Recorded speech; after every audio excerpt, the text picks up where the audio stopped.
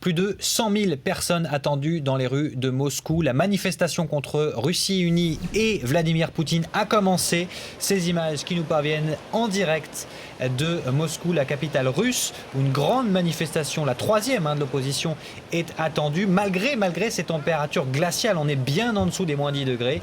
Là, ce qui ne facilite pas évidemment cette mobilisation. Les précisions sur place de la correspondante de BFM TV à Moscou, Madeleine Leroyer. C'est une véritable mise à l'épreuve. Il fait moins 20 degrés, on peut s'attendre au mieux à moins 16.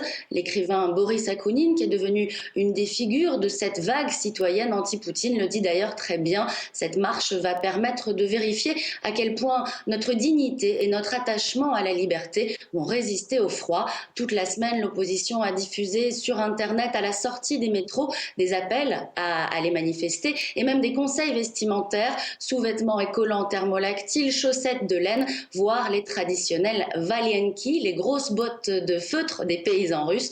Il faut dire que les autorités, elles, n'ont pas hésité à utiliser ce froid à des fins politiques. Le chef des services sanitaires du pays déconseille catégoriquement de manifester. Malgré ces mises en garde, on estime que pas loin de 70 000 moscovites pourraient répondre à l'appel.